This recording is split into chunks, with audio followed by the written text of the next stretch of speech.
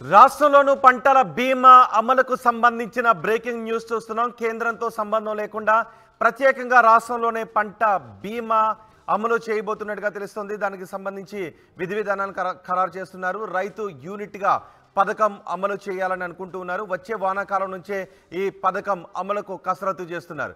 2020లో ఫసల్ బీమా నుంచి రాష్ట్రం వైదొలిగింది.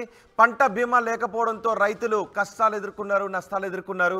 ఈ 2 ఏళ్లలో 21 లక్షల ఎకరాల్లో పంట నష్టం సంభవించింది. అయితే పంట బీమాతో రైతులకు లాభం కలుగుతుందని చెప్తున్నారు. ప్రకృతి విపత్తులతో పంట నష్టం జరిగితే బీమా పథకం ద్వారా రైతులకు ఆర్థిక సాయం అందుతుంది. రైతులు కొంత ప్రీమియం భరిస్తే ఎక్కువ మొత్తం చెల్లించడానికి, ప్రభుత్వం ఎక్కువ మొత్తం చెల్లించడానికి అవకాశం ఉంటుంది. సో కేంద్రంతో సంబంధం లేకుండా రాష్ట్రంలో ఈ పథకాన్ని అమలు చేయడానికి రాష్ట్ర ప్రభుత్వం కసరత్తు చేస్తోంది. దీనికి సంబంధించి మరింత సమాచారం మా ప్రతినిధి మధు అందిస్తారు. మధు, ఎటువంటి కసరత్తు చేస్తోంది రైతు బీమాకి సంబంధించి? పంట బీమా పైన రాష్ట్ర ప్రభుత్వం ఆలోచిస్తున్నట్టుగా తెలుస్తా ఉంది. ఇప్పటికీ కేంద్ర ప్రభుత్వం అందిస్తున్నటువంటి ఫసల్ బీమా పథకం ఏదైతుందో, ప్రధానమంత్రి ఫసల్ బీమా యోజన, సో దాని నుంచి రాష్ట్ర ప్రభుత్వం, గత ప్రభుత్వం వైదొలిగినటువంటి నేపథ్యంలో ఇప్పుడు రాష్ట్ర ప్రభుత్వమే పంట నష్టపోయినటువంటి రైతులకు ఇక్కడ పథకం తీసుకొస్తే ఎలా ఉంటుంది, ఫసల్ బీమా యోజన లాంటి రాష్ట్ర ప్రభుత్వమే దీనిపైన ఆలోచిస్తే ఎలా ఉంటుంది అనేటువంటిది కసరత్తు ప్రారంభించింది. చూద్దాం, దీనిపైన అధికారులు ఇచ్చేటువంటి సమాచారం ప్రకారం నిర్ణయం తీసుకుందాం అనేటువంటిది ముఖ్యమంత్రి చెప్పినట్టుగా తెలుస్తా ఉంది. ముఖ్యంగా అసలు ఫసల్ బీమా యోజన వల్ల జరిగే లాభాలు ఏంటి అనేటువంటిది ఒక్కసారి డీటెయిల్స్ లోకి వెళ్తే, ప్రధానమంత్రి ఫసల్ బీమా యోజన వల్ల జరిగేటువంటి లాభాలను ఎందుకు రాష్ట్ర ప్రభుత్వం వద్దనుకుంది, ఒకసారి డీటెయిల్స్ లోకి వెళ్తే, అకాల వర్షాలు కానీ, ప్రకృతి విపత్తులు కానీ, తర్వాత ఇతరత్ర సంఘటనలకు సంబంధించి, అంటే ఒక్కసారిగా వాతావరణ చేంజ్ వల్ల జరిగేటువంటి దానిలో రైతులు తీవ్రంగా నష్టపోతారు.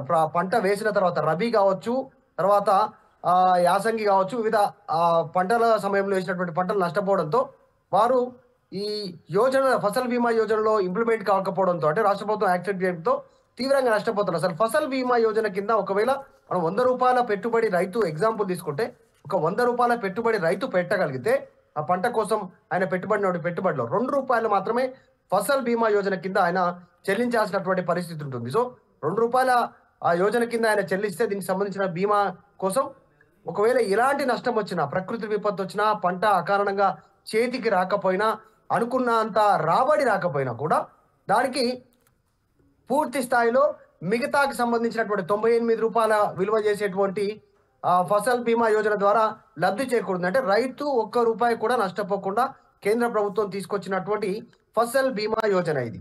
కానీ రాష్ట్ర ప్రభుత్వం అందులో చేరలేదు, వద్దనుకుంది.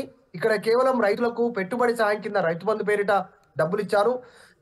రైతు చనిపోతే రైతు బీమా పేరిట ఎలాంటి మరణమైనా, సహజ మరణమైన, యాక్సిడెంట్ మరణమైన, ఇతరత్ర మరణమైతే రైతు బీమా కింద, రైతు చనిపోయిన తర్వాత బీమా కింద డబ్బులు ఇస్తా ఉన్నారు. కానీ పంట పెట్టుబడి సహాయం ఇస్తున్నారు, రైతు చనిపోతిస్తున్నారు. పంట నష్టానికి మాత్రం ఎలాంటి కార్యక్రమాలు లేవు ఇక్కడ. సో ఇప్పుడు కొత్తగా ఏర్పడిన ప్రభుత్వం దీనిపైన దృష్టి పెట్టింది. మనమే పంట నష్టపోయినటువంటి రైతులకు మనమే ఒక యోజన తీసుకొస్తే ఎలా ఉంటుంది అనేటువంటిది. సో దానిపైన కసరత్తు కొనసాగుతుంది. అధికారులకు ఆదేశాలు వెళ్ళాయి. రాష్ట్ర వ్యాప్తంగా సీజన్ల వారీగా, 2 సీజన్ల వారీగా ఎంత మేర పంట సాగు అవుతుంది, ఏ పంటలు సాగు అవుతున్నాయి, దేనికి ఎంత కేటాయించాలనేటువంటిది కేంద్ర ప్రభుత్వం కూడా ఇప్పుడు ఫసల్ బీమా యోజన ద్వారా రబీలో 2%, తర్వాత మరొక సీజన్లో 1.5% ఇయర్ల వారీగా, అంటే సంవత్సరం వారీగా పంట పండించేటువంటి పంట విధానం 3 రకాలుగా ఉంటుంది. కాబట్టి సీజన్ల వారీగా సంవత్సర కాంతం పూర్తిగా పంట పండేటువంటి పంటలు కూడా ఉంటాయి. సో ఆ పంటకు 5% కేటాయించడం జరిగింది బీమా యోజన కింద చెల్లించాల్సినటువంటి అమౌంట్.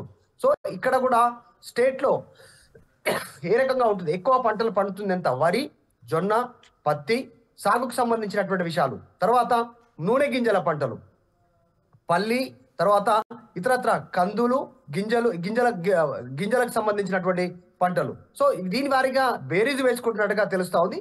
దాని తర్వాత వ్యవసాయ శాఖ అధికారుల ద్వారా వచ్చేటువంటి లెక్కల తర్వాత ఎంత ప్రీమియం చెల్లించాలో కూడా రాష్ట్ర ప్రభుత్వమే పంట నష్టపోవడానికి తీస్తున్నటువంటి బీమా యోజన ఏదైతే తీసుకురావాలని ఆలోచన చేస్తుందో, ఇప్పుడు తీసినట్టుగా వరి, వీటికి ఎంత మేర బీమా యోజన చెల్లించాలి, పత్తి ఇంకా ఇతరత్ర వాటికి అంటే వర్షాధార పంటల పరంగా ఎంత మేర బీమా యోజన చెల్లించాలి, మనం దానికి ఎంత రీక్లెయిమ్ వాళ్ళు క్లెయిమ్ చేసుకునే దానికి ఎంత అవకాశం ఇవ్వాలి, తర్వాత సారీ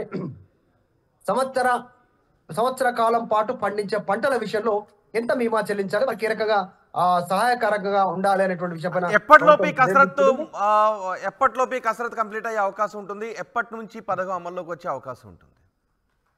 ప్రస్తుతం అధికారులకు ఆదేశాలు అందాయి రోహిత్ దీనిపైన. ఎందుకంటే స్పష్టమైనటువంటి నివేదిక రూపొందిన తర్వాత అసలు ఎంత మేర రాష్ట్ర వ్యాప్తంగా నేలలు ఏ రకంగా ఉన్నాయి, నల్లరేగడి ఏ రకంగా ఉంది, ఎర్ర నేలలు ఎలా ఉన్నాయి, వర్షాధారం ఎన్ని ఉన్నాయి, నీటి కాలువల ద్వారా పండేటువంటి పంటలు ఎన్ని, బోర్ల ద్వారా పంట పండేటువంటి, వర్షాధారం ద్వారా పంటలు ఎన్ని, ఇవన్నీ లెక్కలతో సహా టేబుల్ పైన చేరిన తర్వాత అధికారులు దీనిపైన ఒక అంచనాకు వచ్చేటువంటి అవకాశం ఉంది. దాని ద్వారా రాష్ట్ర ప్రభుత్వమే పంటలు నష్టపోయే రైతుల కోసం ఒక కొత్త పథకాన్ని తీసుకురావడానికి సిద్ధమవుతుంది. అంటే ఈ ప్రభుత్వం కూడా కేంద్రంలో ఉన్నటువంటి ఫసల్ బీమా యోజనలో చేరే అవకాశం ఉండకపోవచ్చు, రాష్ట్ర ప్రభుత్వమే నిర్ణయం తీసుకుంటుంది. గతంలో ప్రతిపక్షంలో ఉన్నప్పుడు ఇదే కాంగ్రెస్ పార్టీ ఆరోపణ చేసింది, ఫసల్ బీమా యోజనలో మీరు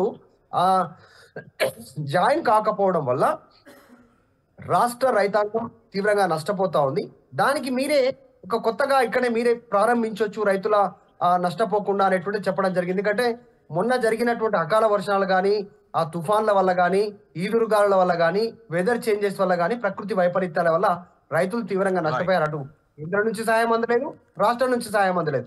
దీనివల్ల రైతులు నష్టపోతున్నారు. కేవలం పెట్టుబడి సహాయం ఇస్తే అది సరిపోదు, పూర్తిగా నష్టపోతున్నారు. వారి నష్టాన్ని చేకూర్చడానికి రాష్ట్ర ప్రభుత్వం ఈ యోజన తీసుకురావాలనేది ఆలోచన చేస్తా ఉంది. రైట్ మధు, రాష్ట్రంలోనూ పంటల బీమా అమలు చేయడానికి రాష్ట్ర ప్రభుత్వం కసరత్తు చేస్తోంది.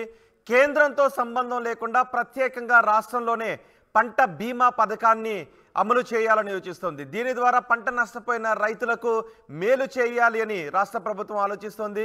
రైతు యూనిట్గా పథకం అమలుకు కసరత్తు చేస్తుంది. వచ్చే వర్షాకాలం నుంచే ఈ పథకం అమల్లోకి తీసుకుని రావాలి అని ప్రయత్నాలు చేస్తుంది. 2020లో ఫసల్ బీమా నుంచి తెలంగాణ రాష్ట్రం వైదొలిగింది. పంటల బీమా లేకపోవడంతో పంట నష్టపోయిన రైతులు చాలా కష్టాలను ఎదుర్కోవాల్సి వచ్చింది, నష్టాలను ఎదుర్కోవాల్సి వచ్చింది. 2 ఏళ్లలో 21 లక్షల ఎకరాల్లో పంట నష్టం జరిగితే రైతులు చాలా నష్టపోయారు. పంట బీమాతో రైతులకు ఇప్పుడు లాభం కలుగుతుంది అని రాష్ట్ర ప్రభుత్వం భావిస్తుంది.